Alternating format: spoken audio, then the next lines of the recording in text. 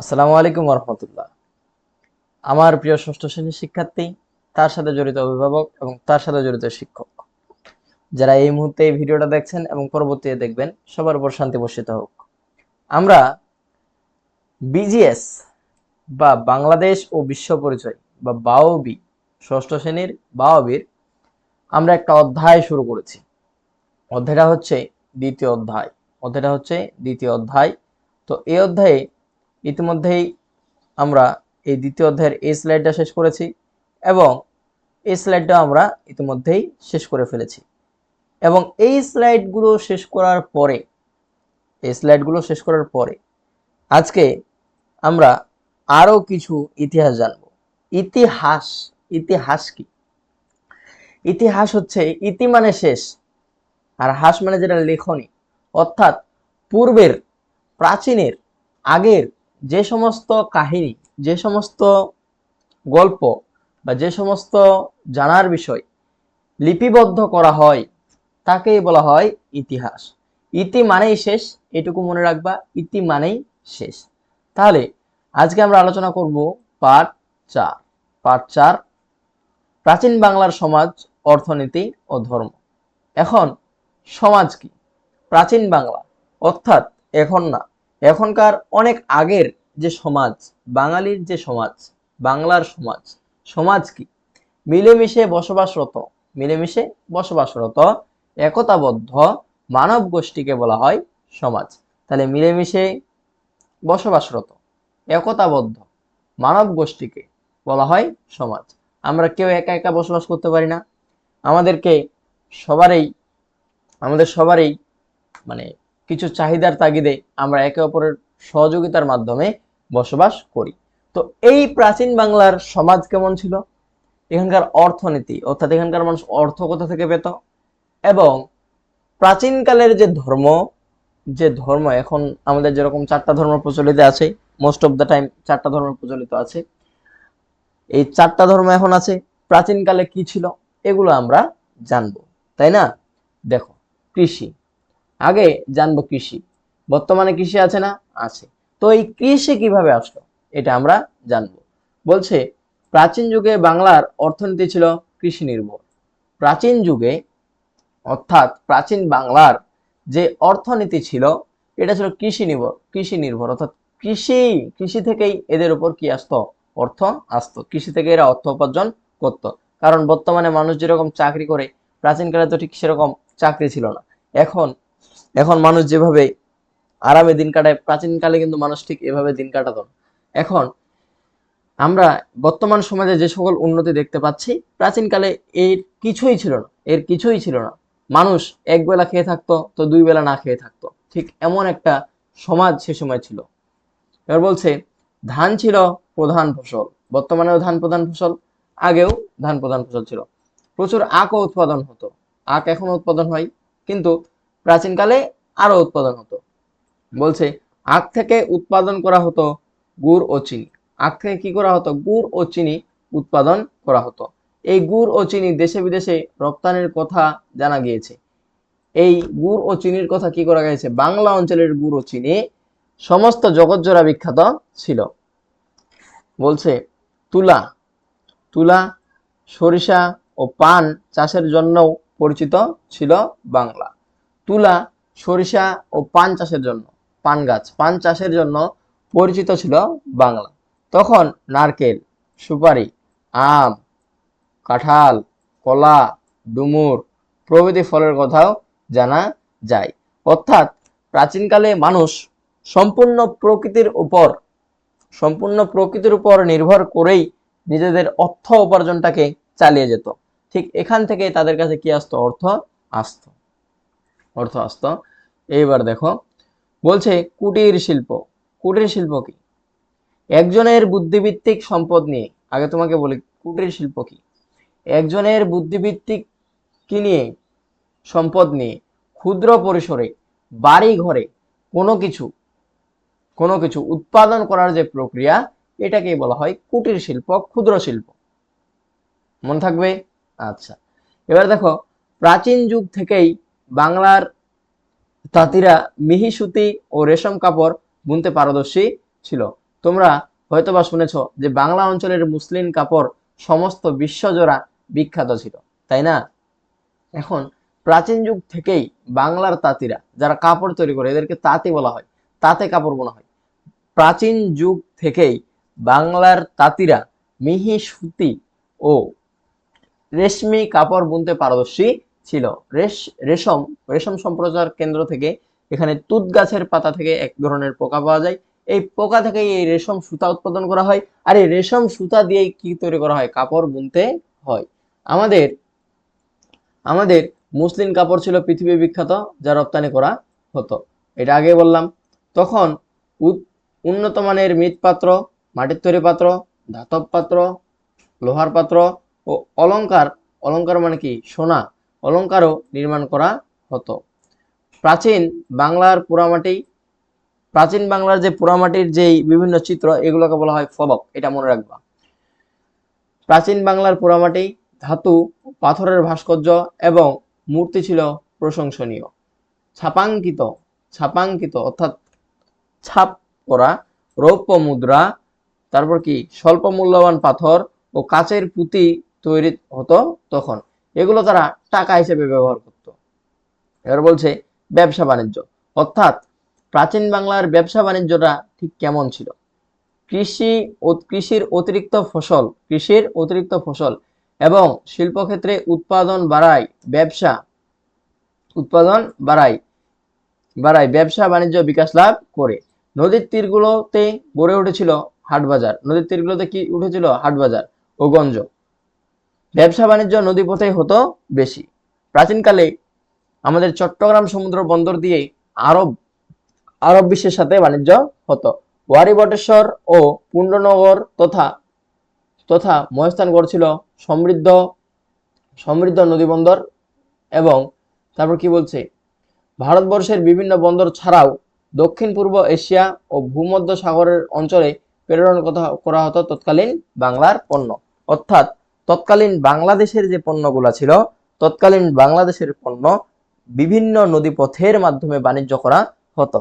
আর তোমরা মনে রাখবা, এরপরে তোমরা সভ্যতায় যাবা। এই সভ্যতাগুলো যখন জানবা, তখন দেখবা সভ্যতাগুলো সব নদীর তীরকে কেন্দ্র করে গড়ে উঠেছে। সিন্ধু সভ্যতা, হরপ্পা সভ্যতা, মহেঞ্জোদারো সভ্যতা, এগুলো সব নদীকে কেন্দ্র করে গড়ে উঠেছে। এবার বলছে ধর্মমত ও সম্প্রদায় অনুমান করা হয়। এবার বলছে ধর্মমত ও সম্প্রদায়, অর্থাৎ কি কি ধর্ম ছিল? অনুমান করা হয় পাথর যুগে অর্থাৎ প্রস্তর যুগে এই অঞ্চলের মানুষ পৃথিবীর অন্যান্য অঞ্চলের মতো পাহাড়, পর্বত, নদ, নদী, চন্দ্র, সূর্য প্রভৃতির পূজা করত। দীর্ঘ সময় বৌদ্ধ শাসকদের পৃষ্ঠপোষকতায় এদেশে বৌদ্ধ ধর্ম কি করে বিস্তার লাভ করে, প্রাধান্য লাভ করে। পাল সম্রাটগণ বৌদ্ধ ধর্মের পৃষ্ঠপোষকতা করেন, অর্থাৎ পাল সম্রাটগণ কি ছিলেন? বৌদ্ধ ধর্মের অনুসারী ছিলেন।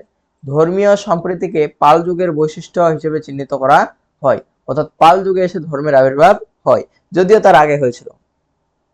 এবার জানবো আমরা পাঠ 5 কি জানো? প্রাচীন বাংলার বিনোদন, স্থাপত্য, ভাস্কর্য ও চিত্রকলা। অর্থাৎ প্রাচীন বাংলার মানুষ তাদের মনোরঞ্জন কিভাবে করত, স্থাপত্য তারা কি কি তৈরি করত, ভাস্কর্য কি ধরনের মূর্তি তৈরি করত, চিত্রকলা কি কি আঁকতে পারত, এইগুলোই আমরা এখানে জানবো।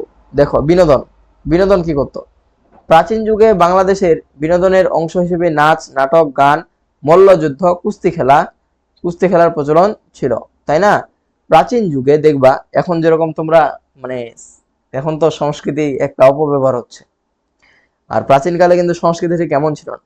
প্রাচীনকালের সংস্কৃতি ছিল ঠিক এমন, তারা নাচ, গান, নাটক, মল্লযুদ্ধ, কুস্তি খেলা এগুলো দেখতো, এগুলো দেখে তারা বিনোদন নিত।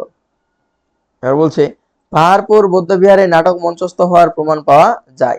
পাহাড়পুর বৌদ্ধবিহারে নাটক মঞ্চস্থ হয়েছিল, অর্থাৎ নাটক হতো।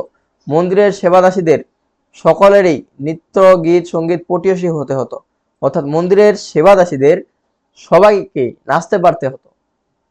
পোড়ামাটির ফলকে কাসর, এ তো বলছি পোড়ামাটির যে চিত্রগুলা এগুলোকে বলা হয় ফলকে কাসর, করতাল, ঢাক, বীণা, বাঁশি বীণা, বাঁশি, মৃদঙ্গ, ভাঙ্গু, ভাণ্ড প্রভৃতি বাদ্যযন্ত্র দেখা যায়। এইগুলো দিয়ে তারা কি করতো জানো? এগুলো দিয়ে তারা বিনোদন করতো। তাদের ঠিক বিনোদনটা ঠিক এরকম ছিল। এই বিনোদন অংশটা খুবই ইম্পর্টেন্ট, খুবই ইম্পর্টেন্ট। আচ্ছা, এবার আসি স্থাপত্য। তারা ঠিক কি কি নির্মাণ করেছিল? বলছে প্রাচীনতম নিদর্শন হিসেবে মহেস্থানগড় ও ওয়ারি বটেশ্বর থেকে ইট পাথর নির্মিত স্থাপত্য আবিষ্কার করা সম্ভব হয়েছে। বাংলার মানুষ স্থাপত্য শিল্পে উৎকর্ষ অর্জন করে পাল শাসনামলে। বাংলার মানুষ কি করে? বাংলার মানুষ স্থাপত্য শিল্পে উৎকর্ষ অর্থাৎ উৎকৃষ্টতা লাভ করে কোন আমলে? পাল শাসনামলে। সম্রাট ধর্মপাল একাই 50টি বৌদ্ধবিহার নির্মাণ করেছিলেন বলে জনশ্রুতি রয়েছে। বৌদ্ধ বিহার কি? অর্থাৎ তাদের যে প্রাচীনকালের স্থাপত্যটা ছিল এগুলোই ছিল বৌদ্ধ বিহার। ভাস্কর্য ও চিত্রকলা। এই দেখো এখানে কিছু চিত্র দিচ্ছে, এই চিত্রগুলো একটু দেখো তো। এটা হচ্ছে সোমপুর মহাবিহার, নওগাঁ জেলায় অবস্থিত। শালবন বিহার, ময়নামতি, কুমিল্লা, এটা কুমিল্লায় অবস্থিত। এগুলো দেখতে ঠিক এমন ছিল এবং এটা দেখতে ঠিক এখনো এরকম আছে। তোমরা এগুলোতে পারলে একটু ভ্রমণ করবা। ভ্রমণ হলো শিক্ষার অর্ধেক, ঠিক আছে? ভাস্কর্য ও চিত্রকলা। ওয়ারি বটেশ্বর, মহেস্থানগড়, পাহাড়পুর ও ময়নামতি প্রভৃতি অঞ্চল থেকে আবিষ্কৃত পোড়ামাটি পাথর ও ধাতব ভাস্কর্য ও মূর্তি প্রাচীন বাংলার শিল্প সম্পর্কে পরিচয় দেয়। গুপ্ত ও পাল যুগের ভাস্কর্যগুলোর শিল্পশৈলী ছিল অনন্য। পাল যুগের দুজন বিখ্যাত ভাস্কর্য ও শিল্পী হলো ধীমান পাল ও বিটপাল। অর্থাৎ পাল যুগের দুজন বিখ্যাত ভাস্কর্য শিল্পী যারা মাটির মূর্তি তৈরি করতে বিখ্যাত ছিল, জনপ্রিয় ছিল, এদের মধ্যে দুজন বিখ্যাত ভাস্কর্য শিল্পী হচ্ছে ধীমান পাল ও বিটপাল। ওদিকে সেন যুগের, ওরা হচ্ছে পাল যুগের আর এরা হচ্ছে সেন যুগের। সেন যুগের শ্রেষ্ঠ শিল্পী ছিলেন শূলপাণি। তখনকার বিভিন্ন পাণ্ডুলিপিতে বৌদ্ধদেব ও দেবের চিত্রের মাধ্যমে প্রকাশ করা হতো। তাদেরকে কি করা হতো? চিত্রের মাধ্যমে প্রকাশ করা হতো, চিত্রায়িত করা হতো। এই চিত্রায়িত করার যে প্রক্রিয়া, এটাই হলো চিত্রকলা, ঠিক আছে? এবার দেখো বাংলা ভাষা সাহিত্য ও শিক্ষা। বাংলা ভাষা সাহিত্য ও শিক্ষা। আচ্ছা, বাংলা ভাষা ও সাহিত্য ও শিক্ষা, এটা হচ্ছে পাঠ 6। বাংলা ভাষা ও সাহিত্য। ভাষার একটা অংশ হচ্ছে সাহিত্য, এটা মনে রাখবা। বাংলার নানা স্থান থেকে পাথর ও তামার পাতের খোদাই করা লিপি পাওয়া গিয়েছে, তাই না? বগুড়ার মহেস্থানগড় থেকে প্রাপ্ত কালো পাথরের খোদাইকৃত লিপিটি এর প্রাচীনতম নিদর্শন। এটার প্রাচীনতম অর্থাৎ বগুড়ার যে স্থানটা, মহেস্থানগড় নামে একটা স্থান আছে, এই স্থানে একটা খোদাইকৃত পাথর পাওয়া গেছে। এই পাথরটা কি? কালো রঙের। এবং এই পাথরটা যেহেতু কালো রঙের, এটা প্রাচীন যুগের একটা নিদর্শন। এবার বলছে গুপ্ত, পাল ও সেন যুগেরও প্রচুর লিপি পাওয়া গিয়েছে। দক্ষিণ পূর্ব বাংলার শাসকদের জারিকৃত লিপির সংখ্যা অনেক, তাই না? লিপির সংখ্যা অনেক, যেহেতু তাদের একটা শাসন ব্যবস্থা ছিল। এই লিপিগুলো থেকে প্রাচীন বাংলার ভাষা ও বর্ণমালা সম্পর্কে ধারণা পাওয়া যায়। পাল যুগের ঘটনা নিয়ে কবি সন্ধ্যাকর নন্দী, পাল যুগের একজন কবি সন্ধ্যাকর নন্দী রচনা করেছিলেন রামচরিত্র কাব্য গ্রন্থ। রামচরিত্র হলো একটা কাব্য গ্রন্থ। কে রচনা করেন? কবি সন্ধ্যাকর নন্দী। এগুলা মনে রাখবা। এর পাশাপাশি পাল আমলে আরো রচনা করা হয়েছিল চর্যাপদ বাংলা ভাষার প্রাচীন নিদর্শন হিসেবে স্বীকৃত। চর্যাপদ হচ্ছে বাংলা ভাষার প্রাচীন একটা নিদর্শন। সেন রাজাদের মধ্যে রাজা বল্লাল সেন দানসাগর ও অদ্ভুত সাগর রচনা করেছিলেন।